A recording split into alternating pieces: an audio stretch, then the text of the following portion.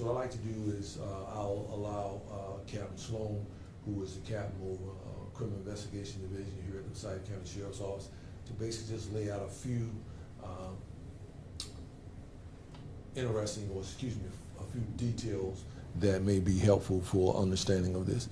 I want you to be mindful that while this did not happen there, we're still investigating the alleged complaint.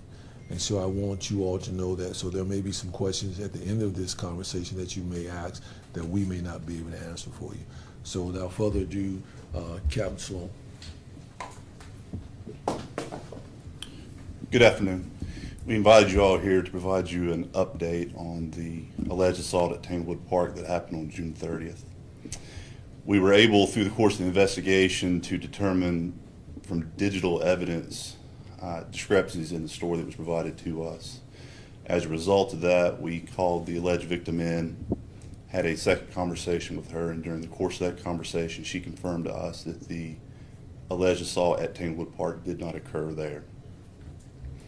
At this time, we're still waiting on additional evidence to come in to continue the investigation. Once that evidence comes in, we plan on sitting down with the District Attorney, Jim O'Neill, and having a conversation about how to proceed.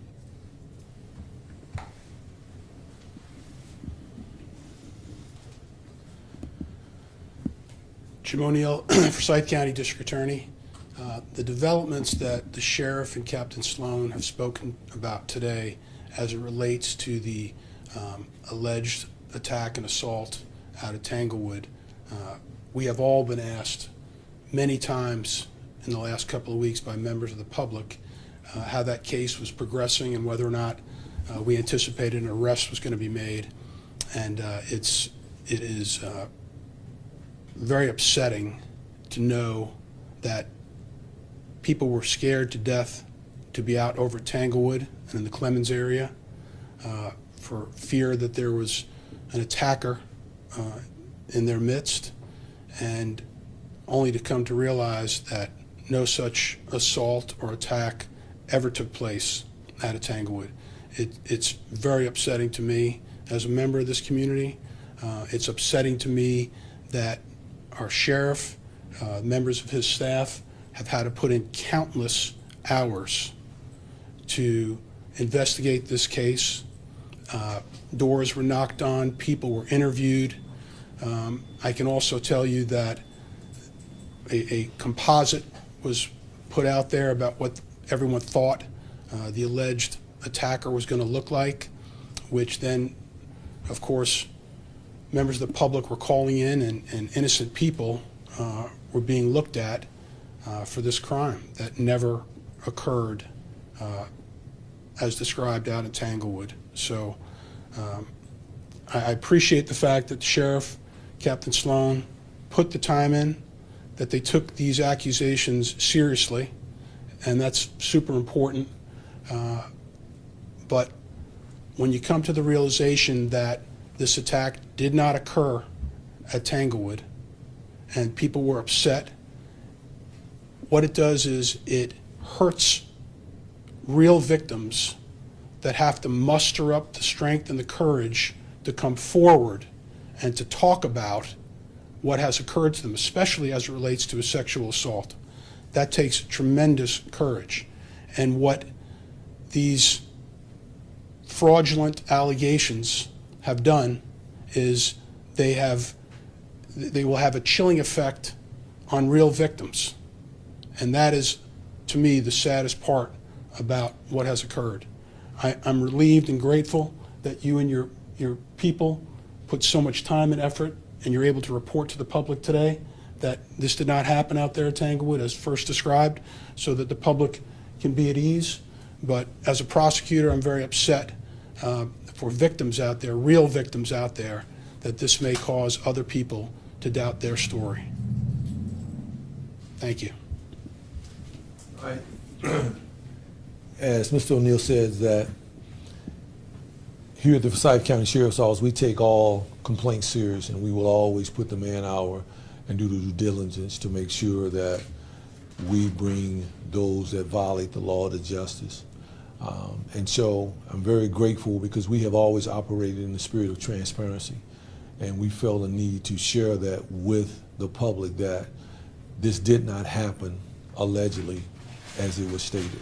It did not happen like that. Those are the facts. It did not happen. And we felt the need to share that with the public because, as has been stated and me to reiterate it, is that there has been a lot of concern about Tanglewood. Every time I go somewhere or stop somewhere, someone wants to know an update on what's happening at Tanglewood. And so we felt compelled when we found out different, and as I stated earlier, when we was told differently, that it did not happen there by the alleged victim. And so I'll pause for a minute before we conclude and allow you a few questions. But again, we want you to know that it did not happen at Tanglewood Park. Yes, ma'am. So to clarify, did an assault take place, and if so, where was it? So here's what I would tell you is that based on the physical evidence, assault did take place, but it did not take place there. There has been misstatements that have been made, and we are constantly working through a lot of misstatements that have been told to us. Did this happen in Clemens? Did it happen in Forsyth County? Right now, we don't know where it happened at. We know it did not happen there, based on data points, based on information, and based on the alleged victim's words.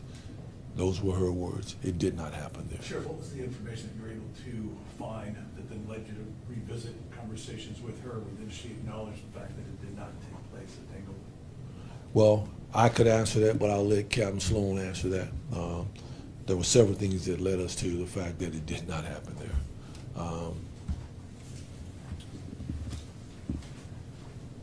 The biggest piece of that was the digital forensics that came from the phone. We were able to determine from the phone, plot out certain spots, times, locations, and activities. It was able to indicate to us that we needed to re-interview our victim. So essentially, her phone wasn't at that site at the time she claims there was an alleged sexual assault. It was there. It was there. It was there. Help me understand this a little bit more than I guess. It would go into a lot of detail, but based on the information in her phone, based on the information in the phone, it didn't occur the way it was proposed to us. Text messages back and forth between her and other people? Location data. Location. Yes. And I see where you're going with that, but if he were to explain, we were to take time to explain to you, you would understand the data points of what a phone is capable of doing. But more important than the data points, her words said it did not happen there. She stated it did not happen there. She Sheriff, states, go ahead. At this point, do you have any idea what reasoning the victim might have had to tell you the attack happened in Tanglewood?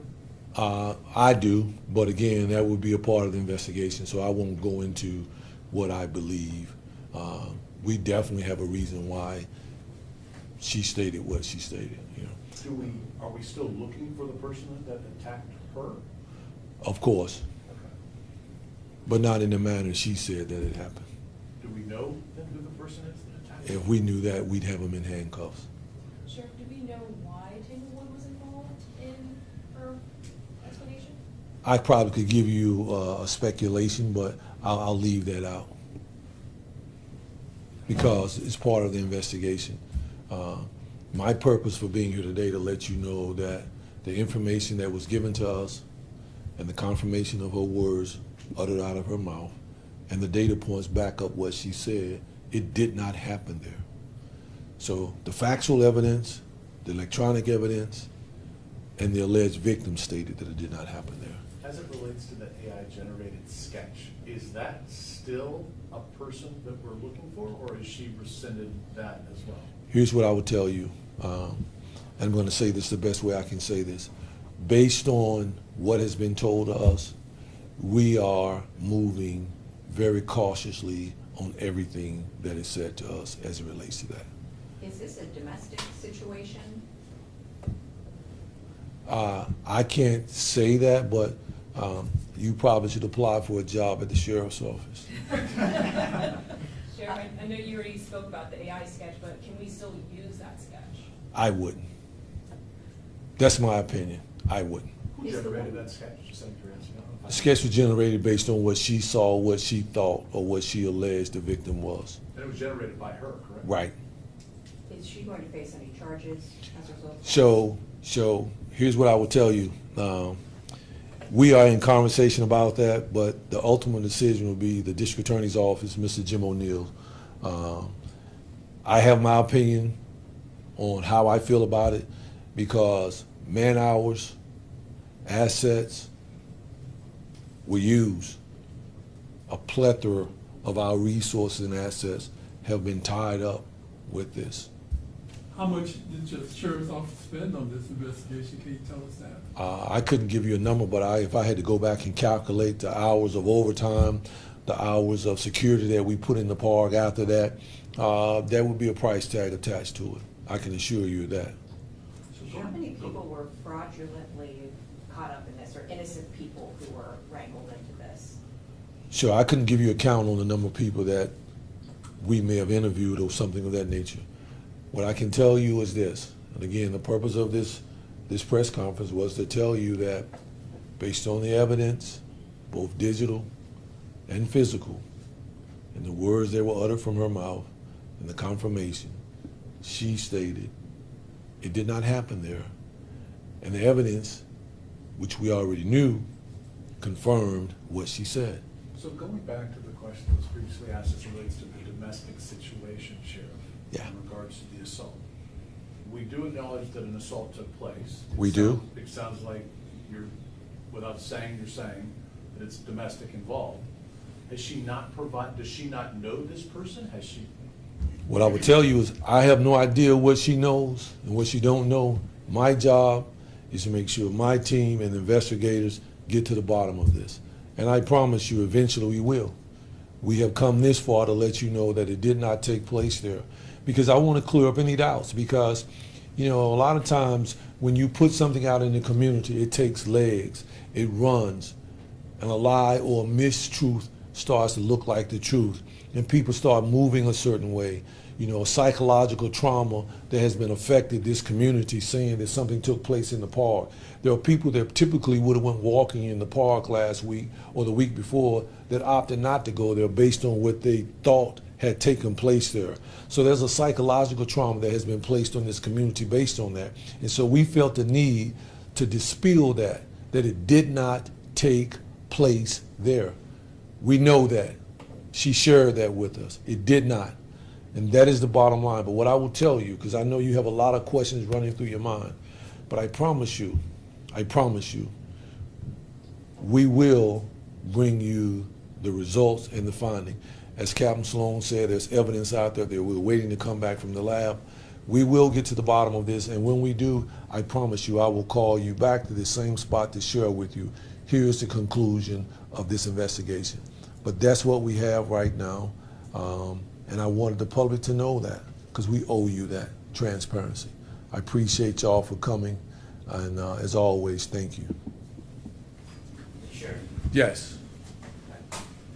I said thank you. Oh, you are. Oh, yeah.